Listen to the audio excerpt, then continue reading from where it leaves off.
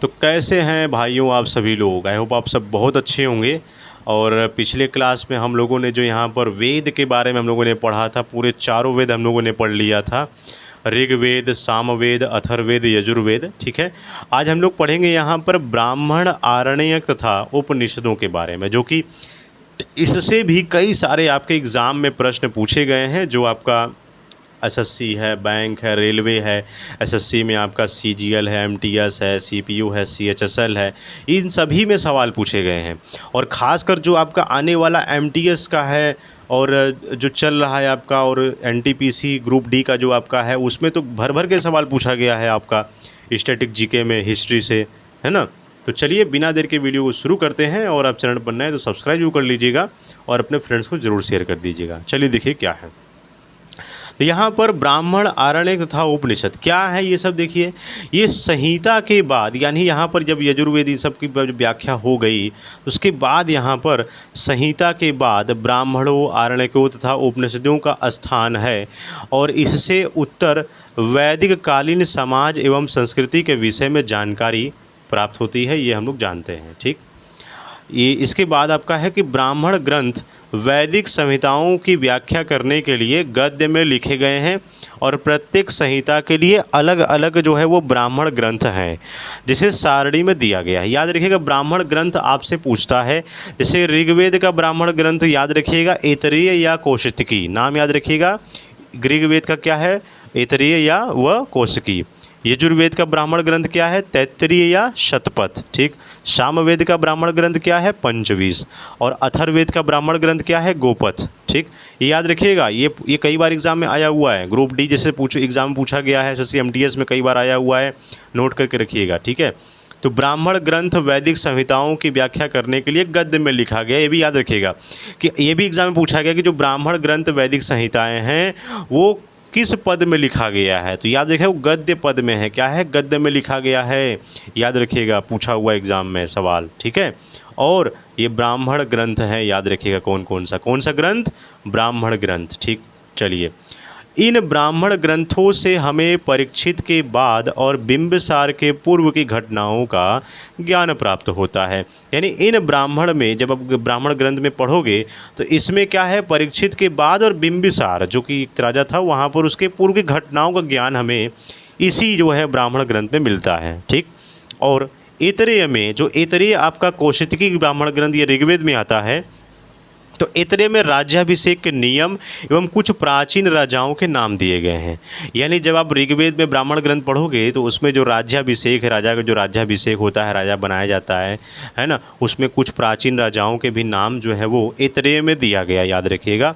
फिर शतपथ में, शतपथ जो कि आपका यजुर्वेद में है, शतपथ में गंधार, शल्य, कैकय, कुरु, पंचाल, कौशल, विदेह, ये आदि राजाओं का उल्लेख मिलता है। अब आपसे पूछेगा कि कैकय जो है वो कौन से ब्राह्मण ग्रंथ से संबंध रखता है, या कुरु जो है वो कौन से ब्राह्मण ग्रंथ में रखता है। तो याद रखिएगा वो यजुर्वेद में है। किस वेद में है, यजुर्वेद में है। याद करने का ट्रिक याद कर लीजिए है, क्या है यहाँ पर, शंगकैरु, शंगकैरु पंचकोवी।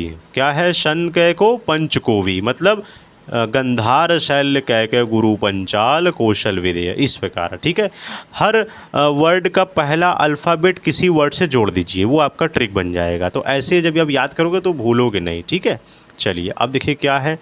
तो ये राजाओं का उल्लेख किस वेद में मिलता है, वो यजुर्वेद में मिलता है, ये भी याद रखिएगा। और भी हैं, चलिए। तो वैदिक साहित्य में ऋग्वेद के बाद शतपथ ब्राह्मण का स्थान है, ये मैंने यहाँ पर बताया था शुरू में ही। तो अभी तक आपने इसके पहला वाला वीडियो नहीं देखा है, जाकर पहले उसको देख लीजिएगा, समझ लीजिएगा। बहुत सारे मैंने इंपॉर्टेंट क्वेश्चन मैंने बताए हैं, उस टॉपिक से पूछे गए हैं। ठीक है, तो वैदिक साहित्य में ऋग्वेद के बाद शतपथ का ब्राह्मण स्थान बताया गया, याद रखिएगा। ऋग्वेद के बाद शतपथ ब्राह्मण का स्थान। ठीक, इसके बाद है आरण्यक में यज्ञ से जुड़े जो कर्म कांडों की दार्शनिक और प्रतीकात्मक अभिव्यक्ति दी गई है। किसमें, आरण्यक में। ठीक है, आरण्यक में यज्ञ से जुड़े कर्मकांड की दार्शनिक और प्रतीकात्मक अभिव्यक्ति दी गई है। यानी लोग अपना कर्मकांड हो गया, दार्शनिक हो गया, यज्ञ हवन, ये सब आपका आरण्यक में मिलेगा। ठीक, अब इसके बाद है यहाँ पर याद रखिएगा कि उपनिषदों की संख्या कितनी है। बहुत इंपॉर्टेंट, कई बार एग्जाम में पूछा गया है, तो याद रखिएगा उपनिषदों की संख्या 108 है, जिसमें 13 को मूलभूत उपनिषदों की श्रेणी में रखा गया है। इसमें यज्ञ से जुड़े दार्शनिक विचार भी दिए गए हैं, जिसमें शरीर, ब्रह्मांड, आत्मा तथा ब्रह्म की व्याख्या की गई है। एग्ज़ाम में पूछा हुआ है कि ब्रह्मांड, आत्मा, शरीर, ब्रह्म की व्याख्या किस यहाँ पर वेदों में की गई है, किस यहाँ पर किस में की गई है, तो याद रखिएगा ये उपनिषदों में किया गया है, क्योंकि इसमें 108 उपनिषदों की संख्या है, जिसमें से 13 मूलभूत उपनिषदों को श्रेणी में रखा गया है, और इसमें यज्ञ से जुड़े विचार भी दिए गए हैं। ये भी पूछता है, याद रखिएगा कि यज्ञ से जुड़े विचार किस वेद में मिलेगा, तो ये उपनिषदों में मिलेगा। ठीक है। इसके बाद स्त्री की सर्वाधिक गिरी हुई स्थिति मैत्रेयनी संहिता से प्राप्त हुई है, जिसमें जुआ और शराब की भांति स्त्री को पुरुष का तीसरा मुख्य दोष बताया गया है। यानी एक मैत्रेयनी संहिता है जिसमें स्त्रियों की सबसे बुरी स्थिति यहाँ बताई गई है। इसमें क्या है कि यहाँ पर स्त्री को जुआ और शराब के समान बताया गया है, दोष बताया गया है स्त्री को। ठीक है, यहाँ पर याद रखिएगा। इसके बाद है शतपथ ब्राह्मण में स्त्री को पुरुष की अर्धांगिनी भी कही गई है। यानी शतपथ ब्राह्मण में स्त्री को यहाँ पर पुरुष की अर्धांगिनी मतलब उसकी पत्नी कही गई है। जैसे आपने सुना ना, अर्धांगिनी का मतलब क्या है, उनकी वाइफ है, पत्नी है। ठीक। फिर उसके बाद है जबाल उपनिषद में चारों आश्रमों का उल्लेख मिलता है। याद रखिएगा कौन से उपनिषदों में चारों आश्रमों का उल्लेख मिलता है, वो है जबाल उपनिषद। कौन सा है? जबाल उपनिषद। याद रखिएगा, पूछा हुआ एग्ज़ाम में है। ठीक। इसके बाद आपका है कि कहाँ गया, ठीक, चलिए। तो स्मृति ग्रंथों में सबसे प्राचीन एवं प्रामाणिक जो है यहाँ पर मनुस्मृति मानी जाती है, और जानते हो कि मनुस्मृति कितना विवादों से घिरा हुआ रहता है। तो यहाँ पर स्मृति ग्रंथों में सबसे प्राचीन एवं प्रामाणिक मनुस्मृति मानी जाती है, और यह शुंग काल का मानक ग्रंथ है। क्या है? शुंग काल का मानक ग्रंथ। और नारद स्मृति गुप्त युग के विषय में जानकारी प्रदान करता है। जो नारद है वो स्मृति गुप्त युग के विषय में जानकारी प्राप्त करता है। याद रखिएगा। तो स्मृति ग्रंथों में सबसे प्राचीन और प्रामाणिक जो है वो मनुस्मृति मानी जाती है। याद रखिएगा। ठीक। अब इसके बाद है आपका वेदांग एवं सूत्र। क्या होता है वेदांग एवं सूत्र? ये वेदों को भली भांति समझने के लिए 6 वेदांगों की रचना हुई है। किसमें? 6 वेदांगों की रचना हुई है। और ये हैं शिक्षा, जिसमें यहाँ पर शुद्ध उच्चारण शास्त्र बताया गया है। कल्प मतलब कर्मकांडी विधि बताई गई है। निरुक्त शब्दों की व्युत्पत्ति का शास्त्र बताया गया है। व्याकरण, छंद व ज्योतिष। क्या है ये वैदिक साहित्य को अक्षुण्य बनाए रखने के लिए सूत्र साहित्य का प्रणयन किया गया है। इसमें श्रौत, गृह, धर्म सूत्र के अध्ययन से हमें यज्ञीय विधि विधानों, कर्मकांडों तथा राजनीति विधि एवं व्यवहार से संबंधित महत्वपूर्ण बातें ज्ञात करते हैं। याद रखिएगा। इसके बाद है आपका कि प्रमुख सूत्रकारों में गौतम, बोधायन, आपस्तंभ, वशिष्ठ आदि के नाम विशेष रूप से उल्लेखनीय है। ये वेदांग एवं सूत्र में देखिए कहा गया है कि पूछ सकता है कि गौतम, बुद्धायन, आपस्तंभ, वशिष्ठ ये किस जो है मतलब किस सूत्र से संबंधित। याद रखिएगा वेदांग और सूत्र से संबंधित है। ठीक है। और सूत्रों में गौतम धर्मसूत्र सबसे प्राचीन माना गया है। ये भी बहुत इंपॉर्टेंट प्रश्न है, पूछा हुआ प्रश्न ये सब है कि सबसे प्राचीन सूत्र का नाम बताइए, तो क्या है? वो है गौतम धर्मसूत्र। ठीक है, गौतम धर्म सूत्र। याद रखिएगा। अब इसके बाद है पुराण। पुराण से संबंधित भी देखिए बहुत सारे प्रश्न पूछे हुए हैं। यहाँ पर पुराण क्या है देखिए, ये भारतीय ऐतिहासिक कथाओं का सबसे अच्छा क्रमबंध है। इसमें कथा कहानियों का ज़्यादातर आपको विवरण देखने को मिलता है, और इसके रचयिता लोमहर्ष अथवा इनके पुत्र उग्र श्रवा माने जाते हैं। एग्ज़ाम में पूछा हुआ है कि पुराण के रचयिता कौन है, तो याद रखिएगा लोमहर्ष है। कौन है? लोमहर्ष। ये ग्रुप डी और एनटीपीसी में पूछा गया सवाल है, ठीक है, कि पुराण के रचयिता लोमहर्ष नाम याद रखिएगा। और इनके पुत्र लोमहर्ष के उग्र श्रव्या जो है वो श्रवा माने गए हैं और इनकी संख्या 18 है। कितनी है? पुराण की संख्या कितनी है? 18 है, याद रखिएगा, जिसमें से केवल 5 ही यहाँ पर मत्स्य, वायु, विष्णु, ब्राह्मण एवं भागवत में ही राजाओं की वंशावली वो पाई जाती है। ठीक है, केवल यहाँ पर 5 है, मत्स्य, वायु, विष्णु, ब्राह्मण और भागवत में ही क्या है? राजाओं की वंशावली पाई जाती है। फिर यहाँ पर याद रखिएगा कि विष्णु पुराण में यहाँ पर संबंधित वंश है मौर्य वंश, मत्स्य पुराण में संबंधित वंश है आंध्र सातवाहन और वायु पुराण में संबंधित वंश है गुप्त वंश। याद रखिएगा, पूछा हुआ एग्जाम में है कि यहाँ पर जो गुप्त वंश किस पुराण से संबंधित है, तो वायु पुराण से संबंधित है। आंध्र सातवाहन किस पुराण से संबंधित है? वो मत्स्य पुराण से संबंधित है। मौर्य वंश किस पुराण से संबंधित है?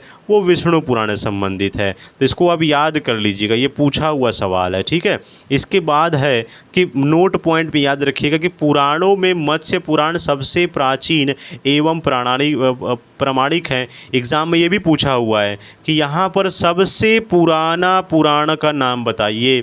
कई बार ये सवाल में आया हुआ है। मैंने पिछले साल जो बच्चे एनटीपीसी का एग्ज़ाम दिए हुए थे उनमें से कई सारे सेटों में ये सवाल आया हुआ था, शिफ्ट में पूछा गया था। तो पुराणों में मत्स्य पुराण क्या है? सबसे प्राचीन पुराण है, याद रखिएगा, भूलिएगा नहीं। ठीक है, इसके बाद है अधिकतर पुराण जो है वो सरल संस्कृत श्लोक में लिखे गए हैं और स्त्रियां तथा शूद्र जिन्हें वेद पढ़ने की अनुमति नहीं थी वे भी पुराण सुन सकते थे, क्योंकि पुराणों का जो पाठ है पुजारी मंदिरों में किया करते थे। अब अधिकतर जितने भी पुराण आप देखते हो वो संस्कृत श्लोक में लिखा गया हुआ होता था। तो पहले के ज़माने में क्या था कि वो स्त्रियाँ और शूद्र उन्हें जो है ये वेद नहीं पढ़ने दिया जाता था, उनको अनुमति नहीं था पढ़ने का। तो वे क्या केवल ना बस पुराणों को सुन सकते थे, क्योंकि जो पुजारी थे वो मंदिरों में यहाँ पर पुराणों का पाठ करते थे। ठीक है, याद रखिएगा। इसके बाद है सामाजिक एवं सांस्कृतिक दृष्टि से अग्नि पुराण का काफ़ी महत्व है। याद रखिएगा, ये सामाजिक और सांस्कृतिक दृष्टि से अग्नि पुराण का काफ़ी महत्व स्थान है, जिसमें राजतंत्र के साथ साथ कृषि संबंधी विवरण भी दिया गया है। यानी आपसे ये सवाल पूछेगा कि वो कौन सा पुराण है जिसमें राजतंत्र के साथ साथ कृषि संबंधी विवरण भी दिया गया है, तो याद रखिएगा वो है अग्नि पुराण। क्या है? अग्नि पुराण। बहुत ही इंपॉर्टेंट, याद रखिएगा, पूछा हुआ है एग्जाम में है। इसके बाद है नोट पॉइंट, याद रखिएगा कि उपनिषदों की रचना पुराणों से भी पहले हुई है। यानी जो उपनिषद जो हम लोगों ने पढ़ा उसकी रचना पुराणों से भी पहले हुआ था। ठीक है, ये याद रखिएगा।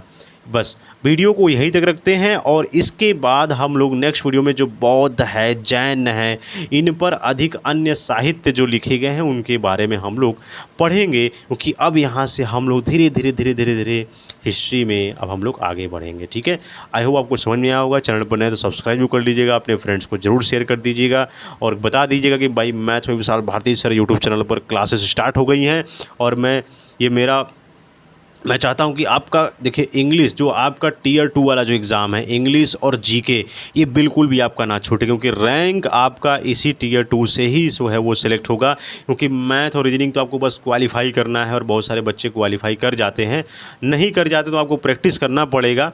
लेकिन यहाँ पर मैं ज़्यादा इस टाइम ध्यान दे रहा हूँ टीयर 2 वाले एग्ज़ाम पर जो आपका है, ठीक है, मतलब मेंस वालों पर, क्योंकि बहुत सारे बच्चे जो हैं प्री निकालने के बाद मेंस में छूट जाता है और अब धीरे धीरे आप देख ही रहोगे कंपटीशन को और ज़्यादा टफ़ किया जा रहा है। तो खासकर जो टीयर 2 का जो एग्ज़ाम है उस पर ज़्यादा आपको फोकस करना है। टीयर 1 तो क्वालिफाइंग इन नेचर है, लेकिन आपको जीके और इंग्लिश पर बहुत ज़्यादा मेहनत करनी पड़ेगी। ठीक है, चलिए मिलेंगे आपसे नेक्स्ट वीडियो में। जय हिंद, जय भारत।